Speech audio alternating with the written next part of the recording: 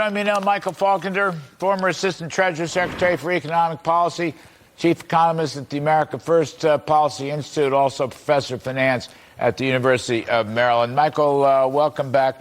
Here they are. I mean, I began the show talking to our dear friend Kevin Hassett about this massive Biden regulatory burden, which is up to, what, $350 billion, and they've only just started. Now, you've done a very good paper on the benefits of the Trump tax cuts. And I just wondered, I want to ask you a couple things, but summarize for us what you see as the key benefits from the Trump tax cuts, which, as you know, are going to run down. They're going to expire unless we do something about it in the next year or two.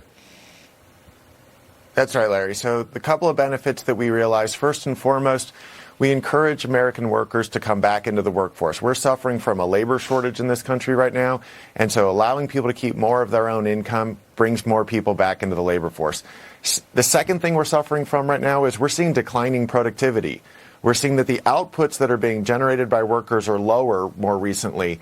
And so by encouraging businesses to reinvest in their businesses, bring on more technology, innovate in new products, you're going to also see a rise in productivity. And ultimately, it's increases in productivity that facilitate real wage growth without inflation. So if we want to see American families do better, if we want to see more production out of our economy, if we want to get out of this malaise through growth, we need to make sure that the incentives are there, and primarily that's done through the tax code. Michael, you know, President Biden talks about onshoring, okay, manufacturing, semiconductor, chips, blah, blah, blah.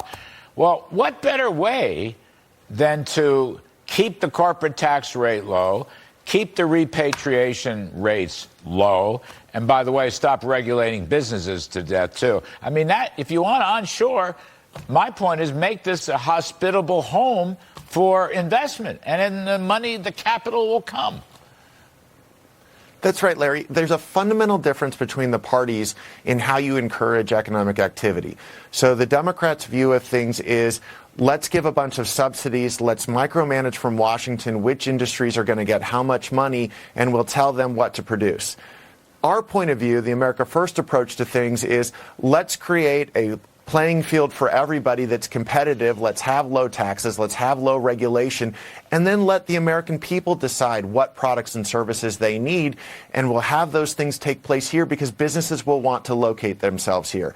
A low regulatory, low tax environment will encourage businesses to choose to be here rather than having to come back, rather than bringing money back simply because they're getting subsidies from government. You know, Mike, last one real quick. Consumer sentiment down a lot today. Chicago Fed manufacturing report down a lot today. Philly Fed manufacturing down a lot last week. Industrial production and overall manufacturing flat. Housing is down. I mean, I don't know. I know employment is up, and I know retail sales looked okay, although most of it was inflation. Give me a quick pearl of wisdom on the economy. You know, Larry, we've been talking for the last couple of months that at some point consumers are going to run out of the money that they built up during the pandemic. We're seeing that through credit card debt. That's spilling then over into consumer sentiment. There's pullbacks and as you said, on housing.